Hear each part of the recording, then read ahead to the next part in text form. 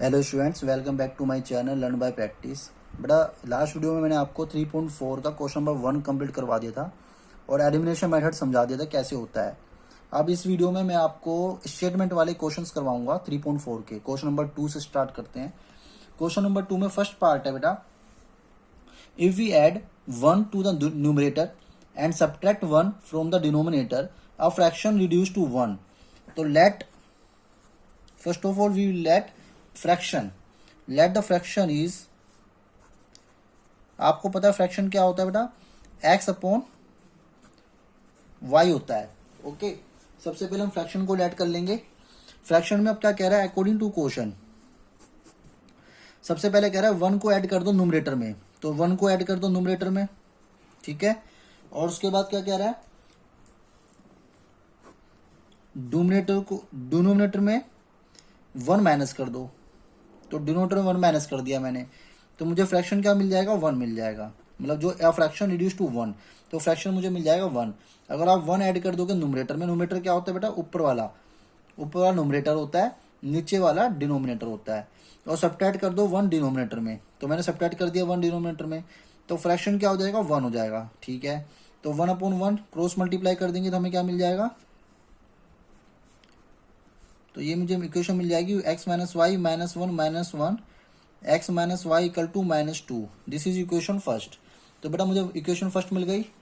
अब क्या करना है आपको, क्वेश्चन क्या कह रहा है आगे, अब fraction reduce to 1 after that it becomes 1/2। ये कह रहा है फ्रैक्शन 1/2 बन जाएगी अगर आप ओनली 1 ऐड कर दो, ऐड 1 टू द डिनोमिनेटर में, मतलब कि न्यूमरेटर में कुछ नहीं करना, डिनोमिनेटर में अगर आप 1 ऐड कर देते हो तो इट रिड्यूस टू 1/2, तो फ्रैक्शन आपकी 1/2 बन जाएगी। अगर आप न्यूमरेटर में कुछ ना करें, सिर्फ ओनली 1 ऐड करना है डिनोमिनेटर में, तो आपको फ्रैक्शन 1/2 मिल जाएगी। तो क्रॉस मल्टीप्लाई कर दो, तो 2x equal to y plus 1, 2x minus y equal to 1। This is equation second. अब आपको इन दोनों इक्वेशन को एलिमिनेशन मेथड से सोल्व करना है, ठीक है। एलिमिनेशन मेथड में आपको बेटा सिखा दिया था पहली कि कैसे सोल्व करते हैं। इन दोनों इक्वेशन को लेना, सोल्व करना, तो एलिमिनेशन मेथड से सोल्व करोगे तो आपको समझ में आ जाएगा। स्टेटमेंट मैंने बता दिया कैसे बनती है। क्वेश्चन नंबर सेकंड है बेटा, 5 years ago Noori was thrice as old as Sonu, 10 years later Noori will be twice as old as Sonu. तो how old are Noori and Sonu. तो लेट कर लेते हैं बेटा, पर कभी भी एज वाला क्वेश्चन आया ना तो हमेशा उसमें परसेंटेज मान लो, परसेंटेज मान लो। लेट परसेंटेज ऑफ नूरी, नूरी की जो परसेंटेज है x ईयर्स है सपोज करो, और परसेंटेज ऑफ सोनू की हमने मान ली y ईयर्स। ओके, कभी भी एज वाला क्वेश्चन है हमेशा परसेंटेज उसकी लेट कर लो। नाउ आपको कह रहा है 5 years एगो, तो 5 years एगो क्या करेंगे हम, सपोज करो आपकी एज अभी 20 ईयर्स है, तो 5 years एगो क्या होगी, तो आप क्या करोगे, सब्ट्रैक्ट करोगे अपनी परसेंटेज में से, परसेंटेज में से क्या करोगे, 5 को सब्ट्रैक्ट करोगे तभी तो पता लगेगा आपको 5 years एगो आपकी एज क्या थी, तो 15 years हो जाएगी। तो यही हम सेम इसमें करेंगे। आपकी परसेंटेज दोनों की एक्स और वाई है, नूरी एंड सोनू की, तो 5 years एगो भेज रहा है तो मैं क्या करूंगा, दोनों में 5 माइनस कर दूंगा, इक्वल टू में लिख दूंगा, और दोनों में 5 मैंने सब्ट्रैक्ट कर दिया। तो ये कह रहा है जो नूरी की एज है 5 years एगो, 5 years एगो नूरी की एज क्या है, x minus 5 will be thrice होगी किससे, सोनू से। सोनू में 3 मल्टीप्लाई कर दो क्योंकि थ्राइस है इससे, तो इक्वेशन बन जाएगी x minus 5 3 minus 15, x minus 3y equal to minus 15 plus 5, x minus 3y equal to minus 10। This is equation first equation आपको मिल गई।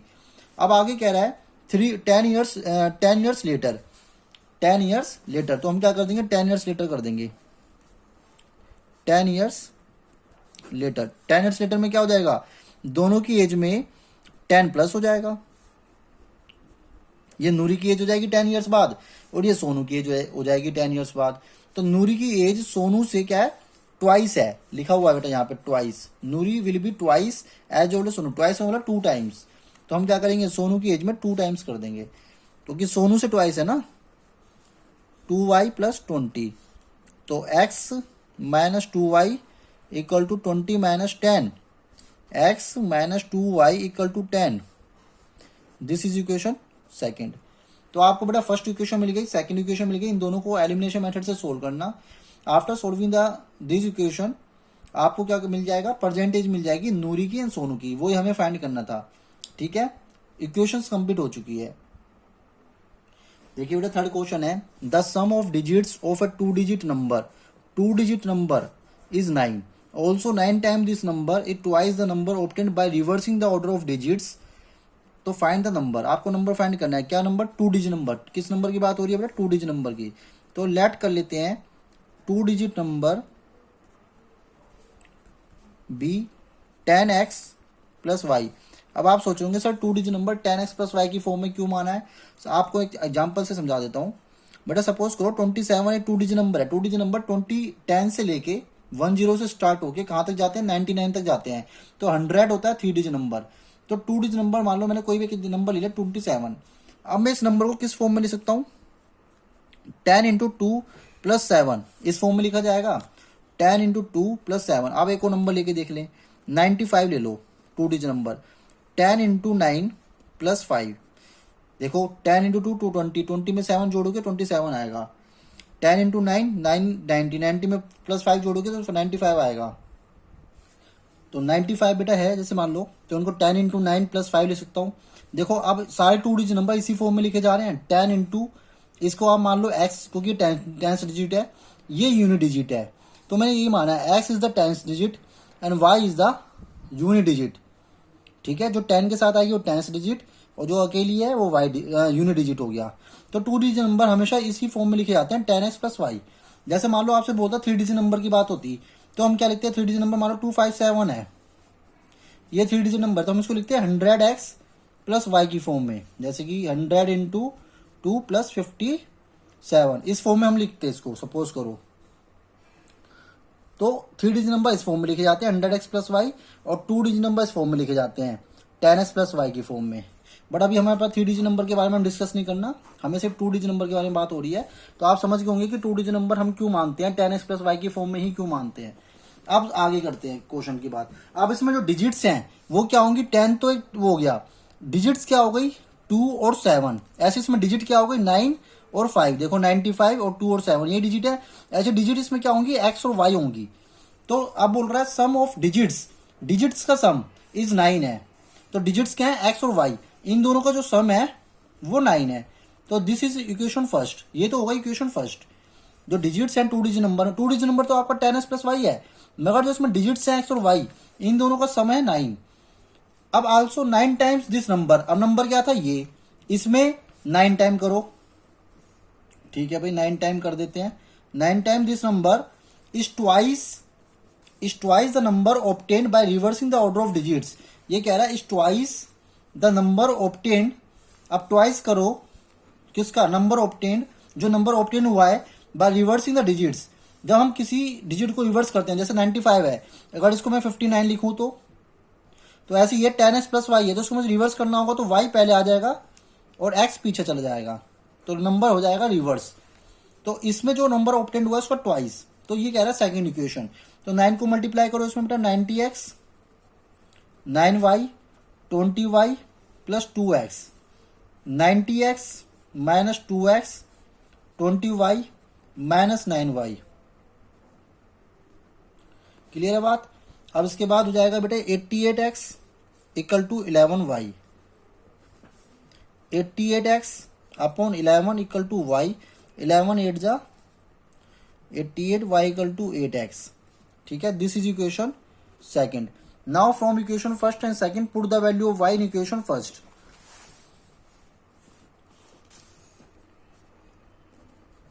From equation first and second y की वैल्यू इधर पुट कर दो फर्स्ट में, तो ये बन जाएगा बेटा 8x plus x equal to 9, 9x equal to 9, x equal to 1। तो y की अब x की वैल्यू पुट कर दोगे सेकंड में तो y मिल जाएगा।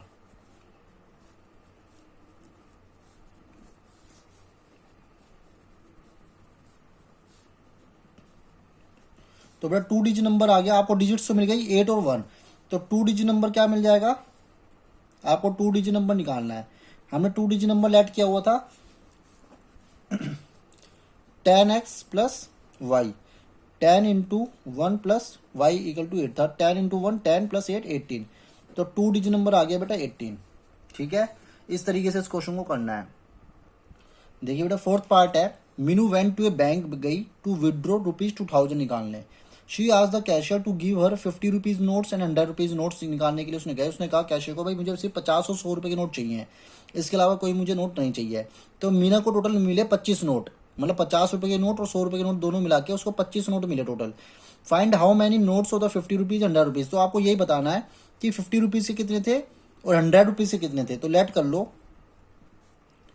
नंबर ऑफ नोट्स और 50 रुपीज, 50 रुपीज के नोट सपोज करो एक्स थे, number of notes of rupees 100 के थे वाई। टोटल मिला के टोटल नोट्स कितने अकॉर्डिंग टू क्वेश्चन। इसमें लिखा हुआ साफ साफ मीना गोट 25 नोट्स, तो उसे 50 रुपीज के एक्स हैं, 100 रुपीज के वाई हैं, टोटल मिला के नोट मिले उसको 25। ये हो गई बेटा इक्वेशन फर्स्ट। ओके, दोनों नोट को प्लस कर दो, पता लग जाएगा 25 नोट आ गए। सो टोटल फर्स्ट इक्वेशन हो गई। सेकंड इक्वेशन क्या है कि टोटल उसको रुपीज कितने मिले 2000। तो अगर मैं 50 की एक्स में मल्टीप्लाई कर दूं और 100 की वाई में मल्टीप्लाई कर दूं तो हमें टोटल रुपीज पता लग जाएगा, 2000 रुपीज मिले। ठीक है ना।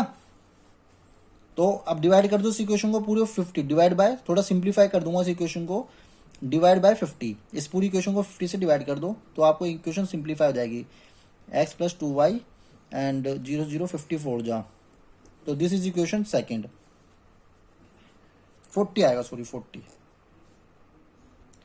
तो आपको बेटा इक्वेशन सेकंड मिल गई, इक्वेशन फर्स्ट मिल गई। इन दोनों इक्वेशन को आप एलिमिनेशन मेथड या किसी भी एलिमिनेशन मेथड से सोल्व कर देना, क्योंकि एलिमिनेशन की एक्सरसाइज चल रही है। एलिमिनेशन मेथड से सोल्व करोगे तो आपको एक्स और वाई मिल जाएगा, वो ही हमें निकालना था। ठीक है, इक्वेशन मैंने बना दी है, सोल्व आपको करना है। और मैंने सिखा दिया फर्स्ट वीडियो में कि एलिमिनेशन मेथड कैसे अप्लाई करते हैं pair of linear equation 2 variable को सोल्व करने के लिए।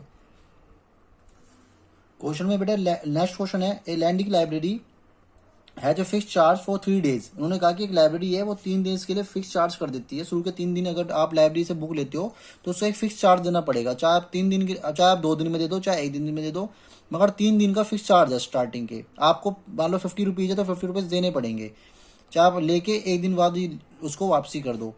तो 3 डेज का फिक्स चार्ज है x rupees and additional charge for each day. उसके बाद अगर ज़्यादा एक्स्ट्रा रखते हो 3 दिन के अलावा तो आपको ज़्यादा पे करना पड़ेगा, उसका एडिशनल चार्ज है। तो सरिता ने 27 रुपीज़ दिए for the book cap for 7 days. अब देखो अकॉर्डिंग टू क्वेश्चन मैंने लेट कर लिया फिक्स चार्ज फॉर 3 डेज। फिर 3 डेज के लिए जो फिक्स चार्ज है वो x रुपीज़ है और डे आफ्टर जो चार्ज पर डे होगा y रुपीज़ होगा।